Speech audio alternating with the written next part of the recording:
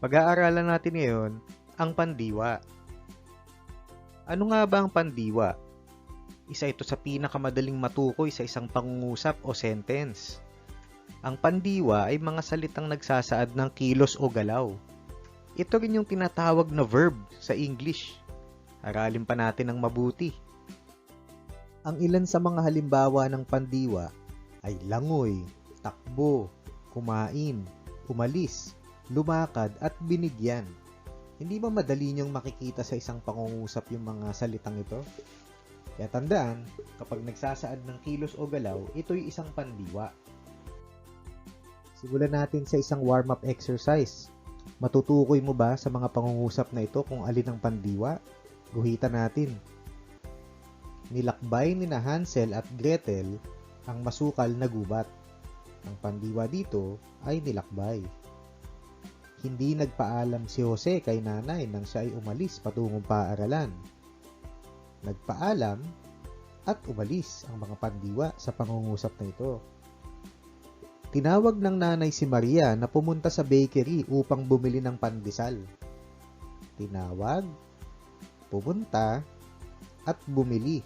Yan ang mga pandiwa sa pangungusap na ito. Sa mga pangungusap na ito, matutukoy mo ba ang pandiwa? Guhitan pa natin ulit. Tumulo ang tubig sa butas na bubong. Tumulo, yan ang pandiwa. Mataas ang nakuhang marka ni Datu sa Filipino. Nakuha. Si Andrea ay kumakain ng suman. Ang pandiwa dito ay kumakain.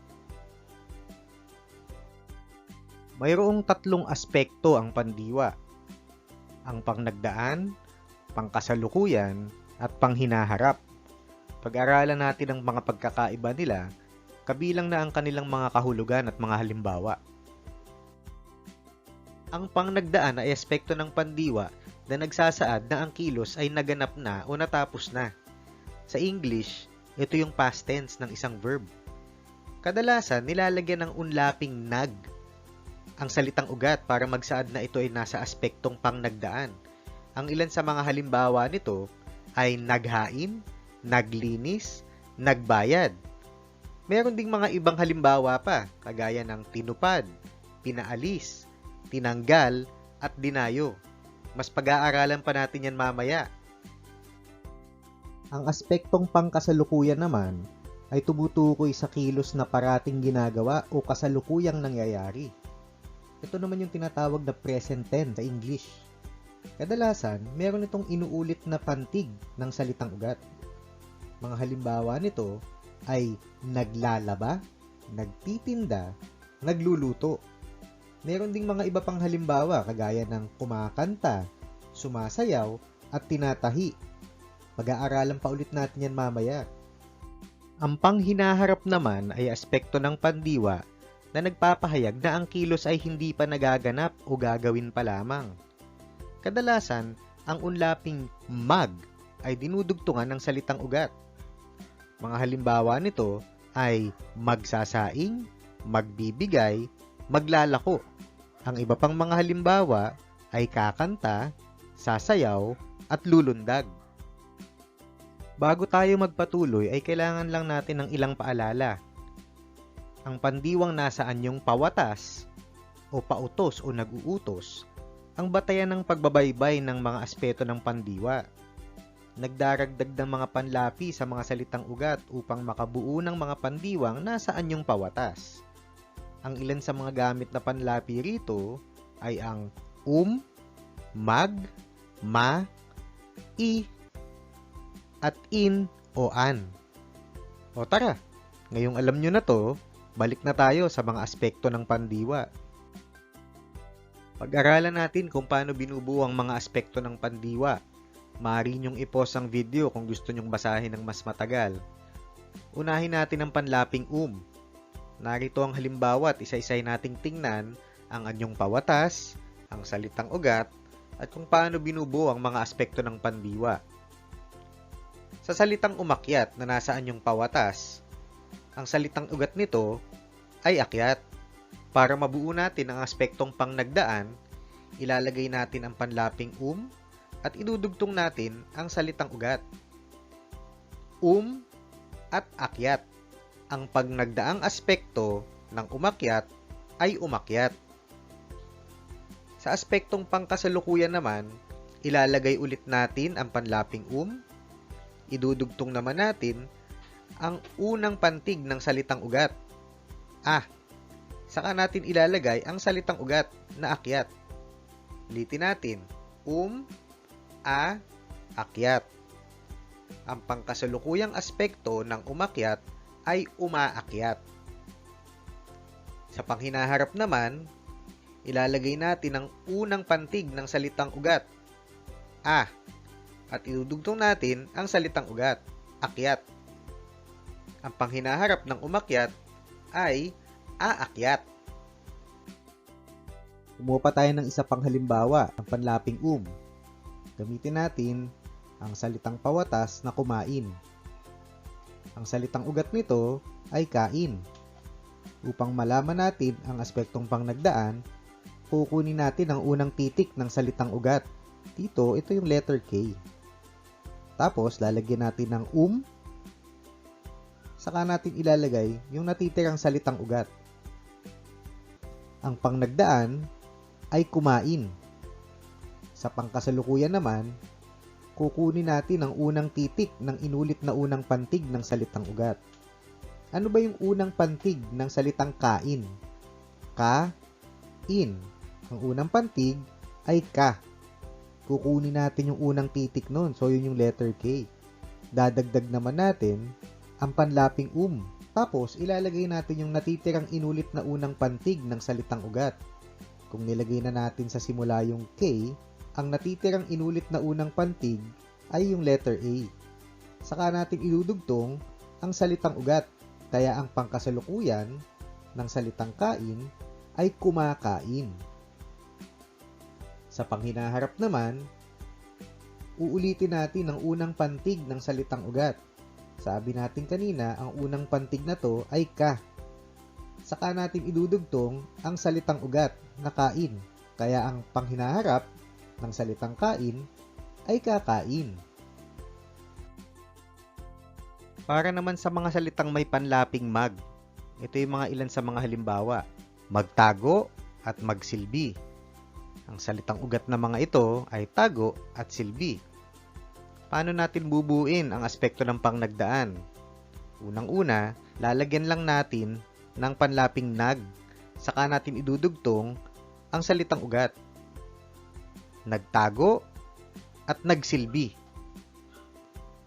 Sa pangkasalukuyan naman, ilalagay ulit natin ang panlaping nag at idudugtong natin ang unang pantig ng salitang ugat. Sa tago, ang unang pantig ay ta. Saka natin idudugtong ang salitang ugat na tago.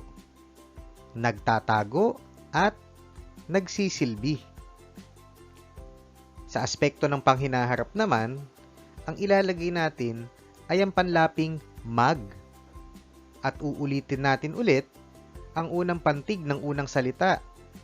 Saka natin idudugtong ang salitang ugat.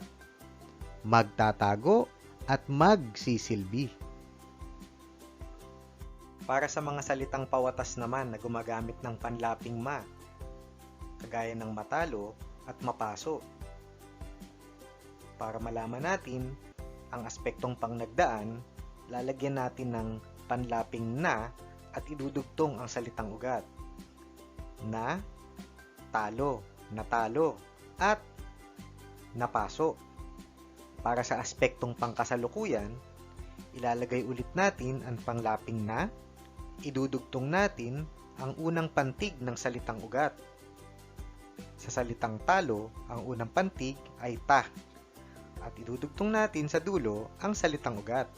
Natatalo at napapaso. Sa panghinaharap, ang ilalagay natin sa simula ng salita ay ang panlaping ma.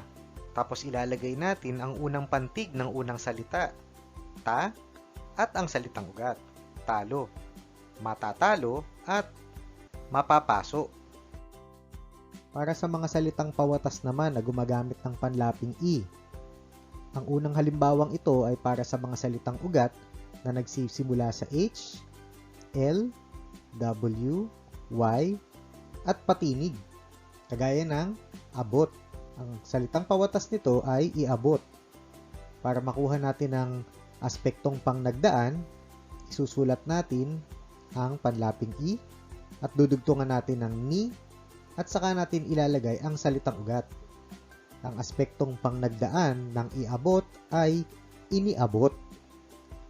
Sa aspektong pangkasalukuyan, ilalagay natin ulit ang panlaping I, idudugtong natin ang panlaping ni, ilalagay natin ang unang pantig ng salitang ugat. Sa salitang abot, ang unang pantig ay a. Saka natin idudugtong ang salitang ugat na abot. Iniabot. Sa panghinaharap, ilalagay natin muli ang i, ilalagay natin ang unang pantig ng salitang ugat na a, at idudugtong natin sa huli ang salitang ugat, abot. Ang panghinaharap na aspekto ng salitang abot ay iaabot. Ang pangalawang halimbawa naman ng mga salitang mayroong panlaping i. Ito ay para sa mga salitang ugat na nagsisimula sa katinig maliban sa H, L, W at Y. Sa pangnagdaan, ilalagay natin ang I, idudugtong ang unang titik ng salitang ugat. Dito yung letter T. Tapos, lalagyan natin ng in. At saka natin idudugtong ang natitirang salitang ugat. Sa halimbawang tapon, ang pangnagdaang aspeto nito ay itinapon. Sa pangkasalukuyan, muli ilalagay natin ang letrang I, idudugtong natin ulit ang unang titik ng inulit na unang pantig ng salitang ugat, yun yung letter T. Ilalagay natin ulit yung in, at idudugtong natin ang natitirang inulit na pantig ng salitang ugat. Saka natin ilalagay ang salitang ugat, tapon, itinatapon. Sa panghinaharap, ilalagay natin ang i, ilalagay natin ang unang pantig ng salitang ugat, ta, at idudugtong ang salitang ugat, tapon, itatapon. Para naman sa mga salitang gumagamit ng panlaping in o an, ang unang halimbawang ito ay para sa mga salitang ugat na nagsisimula sa H, L, W, at Y. Kagaya ng linis. Ang pawatas na anyo nito ay linisin. Para makuha natin ang aspektong pangnagdaan, ilalagay natin ang panlaping ni at saka idudugtong ang salitang ugat, nilinis. Para sa aspektong pangkasalukuyan, ilalagay natin ang panlaping ni, idudugtong natin ang unang pantig ng salitang ugat, li. At saka natin idudugtong ang salitang ugat, linis, nililinis.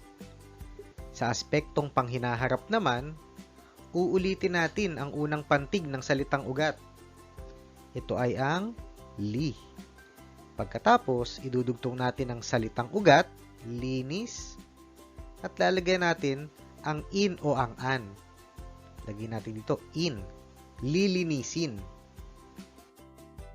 Ang pangalawang halimbawang ito ay para sa mga panlaping gumagamit ng in at an, ngunit para sa mga salitang ugat na nagsisimula sa patinig at katinig maliban sa H, L, W, at Y.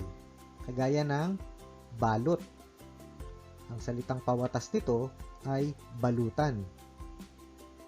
Para malaman natin ang aspektong pangnagdaan, kunin natin ang unang titik ng salitang ugat. Dito yun yung letter B. Dadagdag natin ang panglaping in, ilalagay natin ang natitirang salitang ugat, at saka natin idudugtong ang in o ang an, binalutan. Sa aspektong pangkasalukuyan naman, ilalagay natin ang titik ng inulit na unang pantig ng salitang ugat. B ulit yun.